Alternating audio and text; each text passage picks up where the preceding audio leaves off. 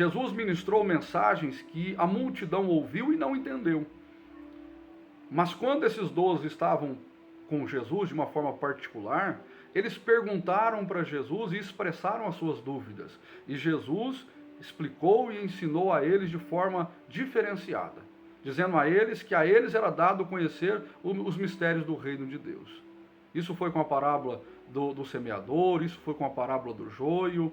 Esses 12 sempre estavam com Jesus na questão da multiplicação de peixes e pães. Esses 12 foram o instrumento que Jesus usou para que pudesse compartilhar o pão, para que pudesse multiplicar os pães e os peixes para aquela grande multidão que ali estava.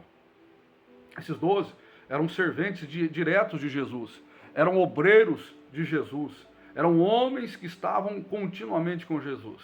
Porém, desses 12, a Bíblia registra aqui 3 deles, Pedro, Tiago e João, eram mais íntimos de Jesus, a ponto de, nos momentos mais importantes, Jesus simplesmente levar eles. Na casa de Jairo mesmo, Jesus manteve as pessoas lá fora e levou os 3 consigo para dentro da casa. Na questão da transfiguração, Jesus deixou os discípulos lá embaixo e ele subiu com Pedro, Tiago e João. Na oração, nos últimos momentos, onde ele vai enfrentar a cruz, ele deixou aqueles lá embaixo, subiu com os 3 e depois foi sozinho a mais além orar. Esses 3 passaram a ter uma confiança muito grande em Jesus. Esses 3 passaram a ser as colunas da igreja. O apóstolo Paulo disse isso em Gálatas, no capítulo 2, que eles eram a coluna da igreja. Eles eram aqueles aonde a igreja se sustentavam. Eles eram as autoridades da igreja. Então note, uma multidão vem até Jesus para receber as suas necessidades, ou para suprir as suas necessidades. Pão, cura, libertação, etc. Desses que receberam, somente 7, nós vamos encontrar Jesus. É claro que depois que Jesus é ressurreto, ele aparece para mais de 500 pessoas. O apóstolo Paulo diz isso em 1 Coríntios, capítulo 15, que depois que Jesus está ressurreto, ele apareceu a mais de 500 pessoas. No cenáculo reunido, 120 crentes invocavam a promessa do Pai, que o Espírito Santo vem e os enche de poder. Porém, meu amado irmão, Jesus seleciona 72. Depois Jesus seleciona 12 e por fim Jesus seleciona 3. Isso aqui é um gráfico da igreja atual. Porque quando você vai à igreja, em um congresso, em um culto de campanha, onde há um pregador de fora, geralmente a igreja está cheia, lotada. Às vezes não tem nem mesmo lugar para sentar. E a gente fala, nossa, que igreja abençoada. E muitas dessas pessoas não têm comprometimento com a igreja.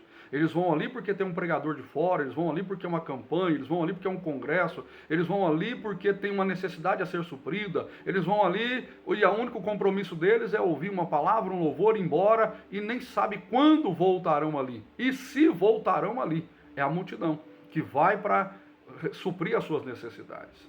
Daqueles que vão e que ficam, nós temos o primeiro grupo, que é o grupo dos 72, que são aqueles que são enviados, são os membros da igreja, são aqueles que participam nos finais de semana, num culto de sábado, num culto de domingo, são aqueles que fazem até algumas coisas para Jesus, mas o seu compromisso total não é com Jesus e não é com aquela igreja local.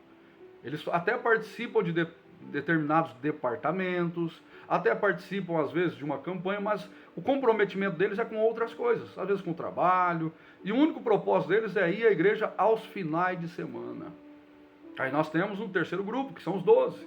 E esses 12 já são aqueles que compartilham um pouco mais do ministério da igreja, participando da escola bíblica dominical, de um culto de doutrina, indo em uma quinta-feira. Se a igreja tem um trabalho de evangelização, eles também fazem parte do evangelismo, eles integram departamentos da igreja, eles integram outras atividades da igreja, são dizimistas fiéis, são os 12. É claro que quando você chega a primeira vez em uma igreja que tem um congresso, uma campanha, está lotada. Quando acaba o congresso, quando acaba a campanha, se você continuar indo àquela congregação, você verá que nem todos que estavam naquele primeiro dia que você foi, estão naquela congregação, ou faz parte daquela congregação, ou são membros daquela congregação. Se você realmente se integrar àquela congregação, você verá que nos cultos de sábado e domingo tem um grupo de pessoas que frequenta. E esse grupo de pessoas que frequentam no domingo e no sábado, geralmente a porcentagem que participa de todas as atividades da igreja, ela é mínima. 12.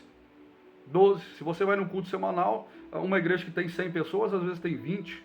Se você vai na escola dominical, uma igreja que no culto de domingo à noite tem 100 pessoas, na escola dominical tem 5, 6, 7 pessoas. Se você vai num culto onde tem um pregador de renome, está lotado. Quando é o pastor local, poucas pessoas. Então, primeira divisão é a multidão que vão para receber. Segundo, são os 72 ou 70, que são aqueles que até fazem, mas só o final de semana, só quando puder, só quando tiver condições. E aí nós temos o terceiro grupo, que são os 12, que são aqueles que realmente interagem mais na igreja, participam mais da igreja, agem mais pela igreja. E aí nós temos os 3, que são a coluna, que são aqueles que realmente sustentam a igreja, que é o braço de confiança do seu pastor local. É aqueles que estão dispostos a dirigir culto, a pregar, a desenvolver trabalhos. Ainda que os outros o abandonem, ele fala como Pedro, não, com você eu vou até a cruz. É claro que